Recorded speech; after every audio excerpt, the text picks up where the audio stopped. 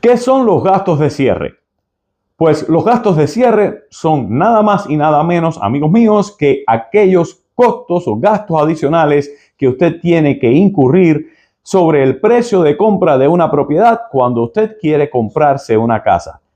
Hoy vamos a detallárselos paso por paso porque muchos de nuestros seguidores en este canal nos llaman queriendo comprar una propiedad porque ven el precio o creen tener el valor, el dinero exacto para comprar una propiedad, puesto que ya vieron el precio y en realidad se dan cuenta de que les falta un poco más. ¿Cuánto más? ¿Y qué son en sí los gastos de cierre? Lo vamos a desmenuzar en este video en el día de hoy, donde además vamos a hacer una pequeña entrevista de unos 10 minutos a un prestamista, a un lender, que es exactamente quien nos va a decir en sus palabras de qué se tratan los costos de cierre, ese gasto adicional que usted tiene que tener para poder comprar una propiedad hoy en día en el estado de la Florida, más allá del precio o el valor de la propiedad. Pero veamos cuáles son los componentes más comunes de estos gastos de cierre a la hora de comprar una propiedad en el estado de la Florida. Y comenzando, el número 1 sería los honorarios de registro de la propiedad, que son aquellas tarifas para registrar la estructura o la escritura como tal y otros documentos legales que usted necesita registrar en la ciudad, en el gobierno, para que la propiedad pase a su nombre.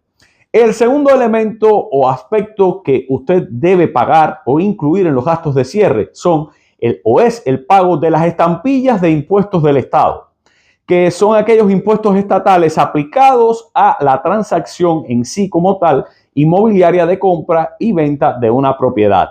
El tercer elemento que pudiéramos tener en cuenta son los impuestos intangibles sobre la hipoteca, que se aplican a todas las finanzas en sí como tal cuando se produce una transacción económica. También tendremos un cuarto elemento que sería el seguro de título de la propiedad. Este seguro de título de la propiedad, amigos míos, protege o los protege a ustedes contra posibles disputas en el futuro sobre quién es el dueño o el titular de esa propiedad, y esto está incluido dentro de los gastos de cierre. También aquellas inspecciones y tasaciones que hay que hacer para asegurarse de que la propiedad tiene el valor que en realidad usted está pagando o quiere pagar por ella. En sí, evaluar el estado en realidad de la propiedad y ver el valor real de la propiedad. Eso también está incluido dentro de los gastos de cierre y no forma parte del precio de la propiedad. También tenemos que tener en cuenta el seguro de la propiedad como tal. Este seguro del propietario no es el mismo seguro de que estábamos hablando antes, no es el mismo seguro de título, es el seguro de la propiedad. Usted debe asegurar su propiedad para asegurarse de que todo está dentro de la posibilidad de poder estar protegido a la hora de que el banco le vaya a suministrar a usted un préstamo. Ese seguro de la propiedad, ese es el que en sí estamos hablando, puesto que, digamos, la propiedad puede quemarse, puede inundarse, etcétera, etcétera. Esos datos en sí o ese seguro en sí es el segundo seguro de que estamos hablando, que es el seguro del propietario. También hay que hacer algunos depósitos de garantía antes de comprar una propiedad. ¿Cuáles son esos depósitos de garantía? Bueno, esa cifra puede variar y puede variar de un punto a otro de acuerdo a lo que usted se ponga de acuerdo, y valga la redundancia, con el vendedor o a través del contrato. Ese gasto es parte de los gastos de cierre o ese depósito de garantía. También existe aquella comisión de apertura del préstamo que va a cobrar el prestamista, que también puede variar una cantidad u otra de acuerdo al prestamista o al hipotecario que usted escoja para ustedes. Hay otros cargos que pueden formar parte de los costos de cierre, pero para explicar esto un poquitico más sencillo y con un poco más de propiedad, vamos a mostrarles una entrevista que tuvimos hace unos días y que ahora la vamos a adjuntar justamente detrás de este pequeño segmento con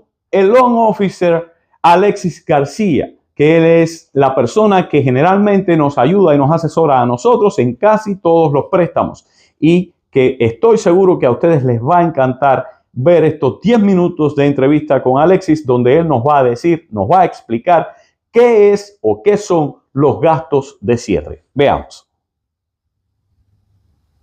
Alexis, ¿qué son los costos de cierre? Porque si bien hablamos de comprar puntos, de qué es comprar un punto, etcétera, muchos de los clientes nos toca explicarles que todo el mundo, o digamos, cuando decimos todo el mundo, nos estamos hablando, como decías tú ahorita, de forma general, todos los clientes, todos tienen costos de cierre, compradores y vendedores, pero ahora estamos hablando del préstamo, se va a tratar específicamente del comprador.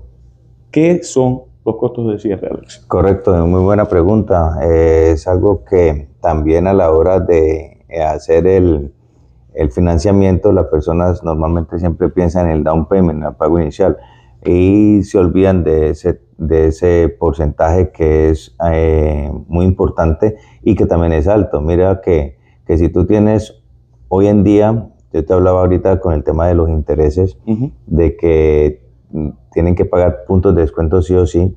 O sea, hace un tiempo atrás estábamos hablando de que teníamos un estimado que nosotros le hacemos a los clientes, es un estimado. O sea, hacemos un estimado de que le decimos al realtor, mira, los gastos de cierre van a ser en una casa sobre los 250,000 para arriba, digamos que iban a ser el 3.5 años atrás. Era como ustedes estaban, como realtor, estaban asociando ese 3.5 para poder llegar a decirle a su cliente, usted va a necesitar tanta cantidad de dinero para poder cerrar. Hoy en día nosotros le decimos, mira, ese 3.5 que usaban antes, colóquele un 0.5 por encima. ¿Por qué? Porque, como les dije anteriormente, necesitan pagar puntos de descuento para llegar a la calificación. Entonces, si está colocando ese 1.5, estamos hablando de que estamos teniendo gastos de cierre entre un 4 o un 5%. Entonces, si tú estás comprando una casa en FHA y te dicen que estás comprando un 3.5% de pago inicial y haces tus cálculos sobre eso y te estás olvidando de ese otro 5% que es más que ni siquiera el pago inicial, entonces puede llegar a que tu cliente al final no tenga el dinero para cerrar. Y de pronto el cliente va a empezar a cuestionar sobre qué viene y eso prácticamente viene de su misma casa. Viene ahí, por ejemplo, vamos a hablar de los costos, los fees del lender, que son, en el caso de nosotros que somos lender directos, eso es processing fee y underwriting fee. Si lo está haciendo con un broker, tiene que tener en cuenta de que ese broker va a ser intermediario y ese broker va a cobrar un fee aparte porque él no tiene, pues, necesita buscar su salario de alguna manera, entonces el gasto se incrementaría. Ahora, ahí estaría incluyendo también si tiene que comprar los puntos de descuento. Otros fees que vienen ahí son la compañía de título. La compañía de título, pues obviamente ellos van a cobrar por todo lo que tiene que ver con la transferencia del título de una persona a la otra, a la nueva. Obviamente. Entonces ellos tienen sus costos y aparte de eso ellos van a hacer todo el balance que vienen del Estado. Entonces, ahora pasándolos del Estado, pues usted tiene costos de transferencia del título, tienen estampillas del Estado, tiene que pagar los taxes, entonces también tiene que pagar el seguro, entonces son costos que son prácticamente la casa. Ahora hablando del seguro, hace poco me cuestionaron en varias ocasiones, pues estaban confundidos con el tema del seguro, que por qué tenían que pagar un año de seguro si de todas maneras el seguro estaba incluido en el pago mensual. Entonces es una muy buena, como un buen momento para decirles que no es que esté pagando dos veces, simplemente que las casas tienen que quedar aseguradas sí o sí el año. Entonces el seguro se paga por adelantado, porque digamos, si tú pasas un huracán hoy y la casa no está asegurada, pues ¿quién va a responder si no tiene seguro? Entonces se paga por adelantado. Entonces el día del cierre va a pagar su primer año. Y ahora en el pago mensual, en lo que están recogiendo mensual, que digamos que tenga un seguro que es $1,200 al año. Estamos hablando de que son 100 pesos, $100 que está pagando mensualmente. Entonces esos $100 lo empieza a recolectar el banco durante este año y por porciones. Y entonces el próximo año, cuando llega la renovación del seguro que ya se está venciendo, entonces ahí se pagaría el banco mandaría a pagar, ya no es el cliente, sino el banco ya ha recogido lo que es para taxes y para seguro, entonces no es que se pague doble, simplemente que ya el banco está cogiendo el dinero para pagar las cuotas del siguiente año que sería pues después de que tiene el vencimiento. Entonces los closing costs son prácticamente de la misma propiedad, no tienen nada que ver con que unos tengan unos closing costs que otros, sí en algunas ocasiones porque si es con un broker sí va a ser diferente, va a ser un poco más, pero normalmente sí todo tiene que ver es con la casa. Hay una pregunta que me han hecho muchos de los clientes y que no sé si realmente en ciertas ocasiones también supongo que se te haya presentado a ti. Y la pregunta que me hacen, por eso la traigo acá. ¿Se puede ahorrar, Alexis, en los costos de cierre? ¿Se puede ahorrar en los costos de cierre? O sea, la pregunta es si de adquirir, cuando estamos hablando de costos de cierre en específico, se pudiera producir un ahorro si usted utiliza una compañía, otra, si quita una cosa o no la usa, la quita o utilizas digamos, que puedes eliminarle algo a los costos de cierre que te haga ahorrar en los costos de cierre. Por supuesto, mira, si por ejemplo tú estás usando un broker intermediario, cuando tú hablamos de broker intermediario, son loan officers como nosotros que de pronto se pusieron a trabajar independientemente y entonces ese persona, ese loan officer él empieza a buscar a qué banco enviarlo.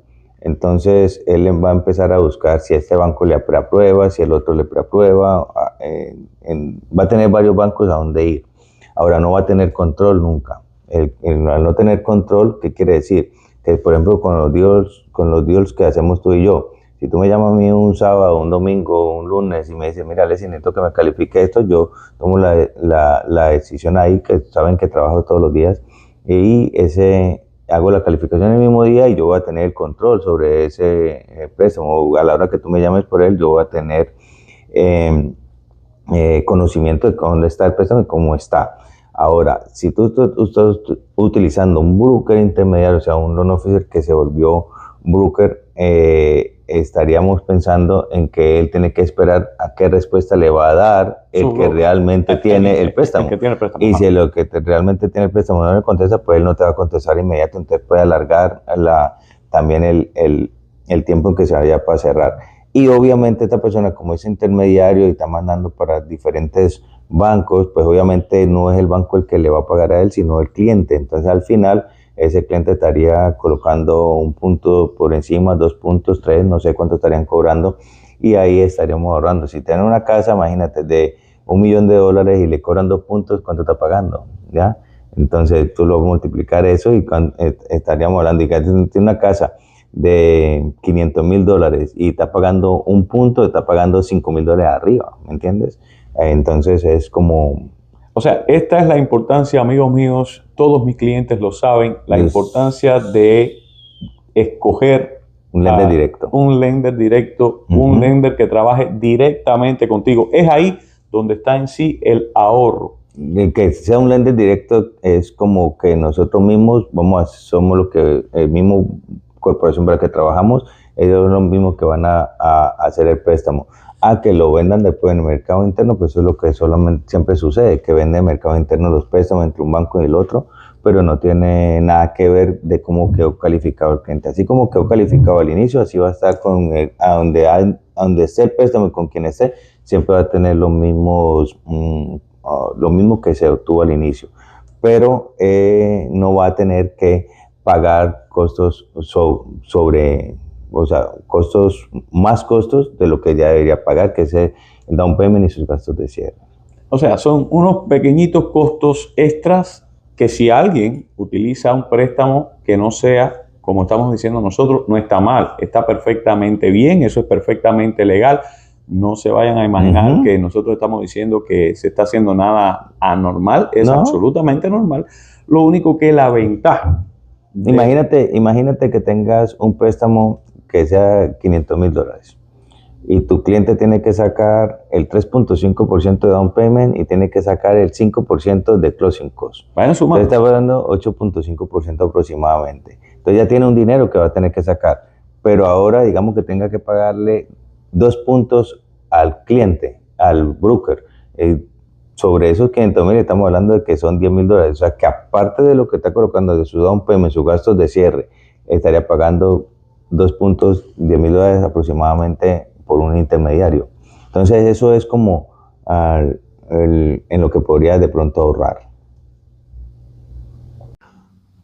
Bueno, mis amigos, después de haber visto esta entrevista con Alexis García, espero que hayan aclarado casi todos o casi todas sus dudas acerca de los gastos o los costos de cierre a la hora de comprar una propiedad, que reiteramos, no forman parte del valor o el precio en sí de la casa cuando usted quiere comprar una propiedad. Y es muy importante porque muchas personas ignoran, y yo digo de una forma muy jocosa esto, ignoran olímpicamente que hay costos de cierre, además del down payment, que es algo separado y diferente. Los dos se unen en sí para tener un total o para tener una cantidad o una cifra que usted necesita para comprar su propiedad, pero ya se dan cuenta de que los costos de cierre van en un lugar y lo que en sí se llaman down payment o pago inicial va en otro, aunque usted los necesita tener juntos a la hora de comprar una propiedad, pero son dos gastos diferentes. Espero que les haya interesado, que les haya gustado el video de hoy. Gracias por estar ahí. Feliz Navidad para todos. Si es que no nos vemos en otro video antes de la Navidad, estamos en el 2024. Para todos les deseamos un próspero año nuevo, aunque antes de año nuevo sí que nos vamos a volver a ver ustedes y nosotros si siguen nuestro canal. Gracias por estar ahí y nos vemos en nuestra próxima emisión.